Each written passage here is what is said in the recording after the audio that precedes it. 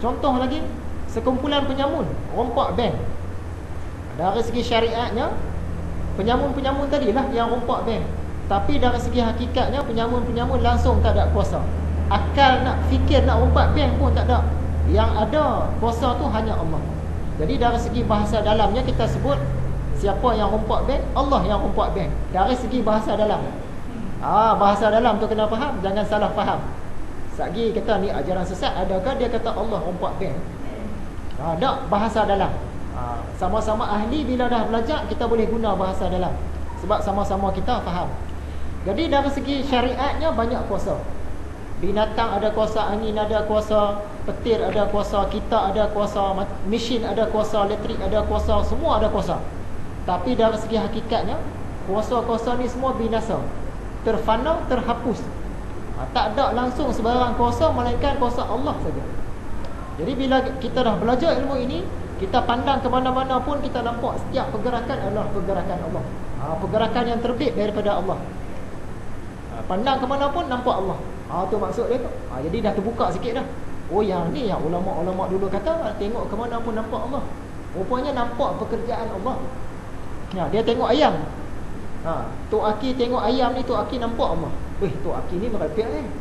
Adakah ayam dia kata Allah? Sebenarnya dia nampak pekerjaan ayam tu tadi. Ayam tu melangkah, dia tahu ayam ni tak ada kuasa melangkah, Allah yang bagi dia kuasa. Ayam tadi mematuk makanan, memang tak ada kuasa langsung, kuasa mematuk tu Allah yang punya. Ayam tadi berlari-lari, mengepak-ngepak, melompat-lompat, berkokok, semua atas kuasa Allah. Jadi secara ringkasnya dia guna bahasa dalam, bahasa sufi, bahasa tasawuf. Dia kata Tok Aki tengok ayam, Tok Aki nampak Allah. Bukan dia kata ayam tu Allah. Tak, dia nampak pekerjaan tu tadi. Jadi kalau orang cakap macam tu, kita kena tanya betul-betul sebelum kita hukum dia sesat. Kalau tidak, kita mudah-mudah kata Tok Aki ni sesat ni. Dia kata ayam tu Allah. Tok Aki tu dia tak kata pun ayam tu Allah. Nanti banyak kita akan cerita panjang. Jadi dalam bahasa sufinya, Allah yang membakar, Allah yang turunkan hujan, Allah yang melimpah, Allah yang membunuh rakyat Aceh, Allah yang solat. Ulama-ulama sufi dia sebut apa? Yang menyembah dengan yang disembah adalah satu. Yang menyembah dengan yang disembah adalah sama. Orang kalau tak belajar, dia rasa diri dia Allah. Dia semayang, Tok Guru tu cakap dulu, yang sembahyang dengan yang disembah tu sama. Aku Allah lah ni. Dia salah faham. Sebenarnya pekerjaan tu tadi, kita nak semayang tu dari segi syariat memanglah usaha kita. Tapi dari segi hakikatnya kita langsung tak ada usaha, Allah yang pilih kita semayang. Yang kita bergerak, takbir apa semua tu, semua Allah yang pilih, semua pekerjaan daripada dia. Sebab itu dia shortcut, yang menyembah dengan yang disembah satu sebenarnya. Tu faham bahasa dalam tu. Fikir lama-lama kita akan dapat faham. Bukannya ulama tu kata orang semayang tu Allah dah. Cuma dia kata yang menyembah dengan yang disembah adalah satu. Dia guna bahasa dalam. Jadi dengan bahasa dalam ni kita hati-hatilah. Kita tak mudah nak sesatkan orang. Yang buatkan Azazil tak sujud, Allah juga. Yang buatkan orang tadi menyamun, Allah juga. Baik ke buruk ke dari segi hakikat, bukan dari segi syariat. Dari segi hakikat dia semua kerja Allah. Jadi kita memandang ke mana pun kita nampak pekerjaan Allah. Allah yang membakar, Allah yang mematikan, Allah yang menghancurkan, Allah yang melukakan, Allah yang menjatuhkan, Allah yang memudaratkan, Allah yang memanfaatkan. Semua kerja dia. Tak ada kerja makhluk dari segi syariat. Dia ringkasnya, semua yang berlaku dalam alam ini adalah pekerjaan Tuhan, perlakuan Tuhan, perbuatan Tuhan, kehendak Tuhan, kuasa Tuhan. Yang Azazil tak mau sujud pada Adam tadi, semua pekerjaan Tuhan, semua kehendak Tuhan. Tuhan nak macam tu dari segi hakikat. Tuhan dah rancang sejak azali, sebelum Azazil wujud tadi. Sebelum ada mana-mana makhluk, sebelum ada Azazil, sebelum ada Adam, Tuhan dah tahu dah Azazil tak akan sujud. Sebab dia punya kerja, kehendak dia. Kita belajar iradah hari itu, ada satu kehendak saja, iaitu kehendak Allah. Tak ada kehendak yang lain ni. Jadi bila kita dah faham pelajaran ni, Kita memandang ke mana pun, kita berfikir ke mana pun, yang kita nampak pekerjaan Tuhan saja. Allah saja yang maha kuasa. Kita tengok kita angin bergerak ke, air mematuk ke, kemalangan berlaku ke, semua kerja Allah. Allah saja ada kuasa.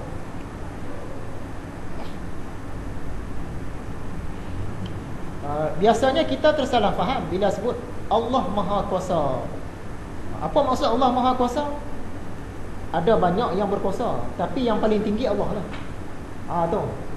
Sebenarnya Allah maha kuasa ni, yang lain tu semua tak ada kuasa langsung. Allah saja ada kuasa. Sama juga dengan melihat. Allah maha melihat. Apa maksud Allah maha melihat?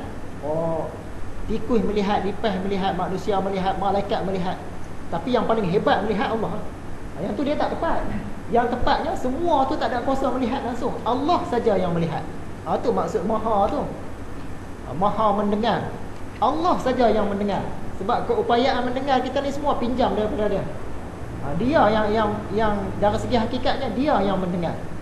Tu orang kata semua mata yang melihat adalah penglihatan Allah. Semua telinga yang mendengar adalah pendengaran Allah. Jadi kesimpulannya, semua pekerjaan yang mawujud ni, sama ada elok ke tak elok ke, cantik ke tak cantik ke, bagus ke tak bagus ke, dari segi hakikatnya adalah pekerjaan Allah. Tapi dari segi hakikat, dari segi syariat, tetap pekerjaan kita juga. Langsung tak ada sebarang pekerjaan makhluk dari segi hakikat. Oleh itu, tidak ada yang mawujud selain Allah. Ayat pertama Imam Ghazali dalam tajuk Af'al ni, kita buka minggu lepas, dia tulis awal-awal dah. Tidak ada yang mawujud selain Allah. Dari segi hakikatnya, ada satu kuasa sahaja, iaitu kuasa Allah. Itu maksud Allah maha kuasa. Selain daripada dia tu, semua kuasa dia juga kita pinjam dia. Semua terbit daripada kuasa dia. Dari segi hakikat, sekiranya kita mengiktikadkan ada dua kuasa atau lebih, kita kata dari segi hakikat memang Allah berkuasa, tapi ada lagi yang kuasa, kita dah mensyirikkan Allah. Sebab satu kuasa saja, dia tak boleh ada dua kuasa. Apabila ada dua kuasa, sudah mensyirikkan Allah. Begitulah juga dengan undang-undang. Bila Allah dah turunkan hukum dia sebagai undang-undang di dunia ni, tiba-tiba kita buat undang-undang lain. Ada berapa kuasa? Dua kuasa. Yang tu bahaya. Dari segi tauhid dia berbahaya. Sebab Allah kata, ni undang-undang aku. Kita kata tak sesuai lah buat undang-undang ni. Berapa kuasa? Dua kuasa. Bila dua kuasa, bahaya. Dia mungkin akan boleh jatuh menghala ke syirik. Sebab tu Imam Ghazali cakap dalam kitab dia yang satu lagi, Kitab Al-Munqidh min ad-Dhalal. Kitabnya, tajuk dia Selamat daripada Sesat. Kata Imam Al-Ghazali, tetapi aku dengan keimanan yang penuh keyakinan dan melalui musyahadah bahawa tidak ada yang lebih berkuasa selain daripada Allah yang maha tinggi dan maha besar. Ayat yang tu biasalah. Ayat yang seterusnya ni, sesungguhnya bukan aku yang menggerakkan, tetapi dia yang menggerakkan aku. Ni ayat hakikat. Kita dah belajar, kita faham lah. Imam Ghazali cakap hakikat ni. Kita tak bercampur aduk lah. Bukan aku yang berusaha, tetapi dia yang memperalatkan aku. Imam Ghazali cakap, kita dah belajar, insya-Allah tak sesat, kita faham. Imam Ghazali sedang sembang pasal hakikat. Dia sedang sembang dari sudut pandang pekerjaan Tuhan. Selamat. Tak campur aduk lah. Jadi orang pertikai, Tuhan ni sepatutnya dia buat benda yang baik-baik je. Benda yang buruk-buruk, yang mana yang jahat, yang mana yang salah, dia tak buat. Dia buat benda baik je. Dari segi hakikat, baik ke buruk ke, Tuhan buat. Contoh paling mudah macam ni. Dua orang budak lahir. Satu budak cantik, comel, putih semua cantik lah. Siapa yang buat? Allah buat. Budak nombor dua lahir, buruk. Siapa buat? Allah juga buat. Kita tak kata ni bukan Allah buat, kuasa lain buat. Tak, Allah buat. Tu contoh paling mudah. Jadi ringkasnya, baik ke buruk ke, Allah buat. Taat ke maksiat ke, Allah buat. Dari segi hakikat, jangan campur dengan syariat tadi. Kalau campur dengan syariat jadi bahaya pula. Dari segi hakikat, cantik ke buruk ke, dia buat. Cacat ke sempurna ke, dia buat. Orang Palestin kena tindas dengan orang Israel, siapa buat? Allah buat. Perancangan dia sejak azali. dari segi hakikat.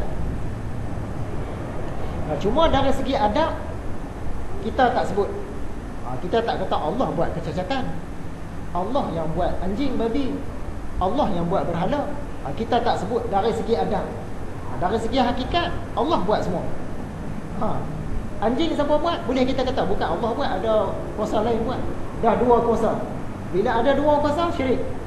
Mesti satu kuasa sahaja. Kata Imam Ghazali dalam kitab dia yang lain pula, Mishkatul Anwar, yang kita belajar itu, jika Nabi itu menjadi telinga, mata dan lidah Allah, maksudnya Nabi ini telinga kepada Allah, Nabi ini mata Allah, Nabi ini lidah Allah. Ini bahasa dalam. Bukan maksud Allah tu ada lidah, Nabi jadi lidah Allah tu, bukan, bahasa dalam. Maka Allah sahajalah yang mendengar, melihat dan berkata-kata. Jadi Nabi dengar, Nabi ada kuasa kan nak mendengar. Dari segi hakikat Nabi langsung tak ada kuasa nak mendengar. Jadi kuasa mendengar tu siapa punya? Allah punya. Bila shortcut dalam bahasa sufi dia, siapa yang mendengar? Allah yang mendengar. Jadi semua yang kita dengar ni, dari segi hakikat dia, Allah yang mendengar. Tak ada selain Allah dia tak mendengar, Allah saja yang mendengar. Begitu juga dengan melihat. Baik Nabi Muhammad, baik siapa-siapa pun, bila dia melihat saja, dia ada kuasa tak nak melihat? Dia tak ada kuasa. Dari segi hakikatnya, Allah saja yang ada kuasa nak nampak, nak melihat. Jadi kita shortcut. Bila shortcut, ahli sufi kata Allah yang melihat.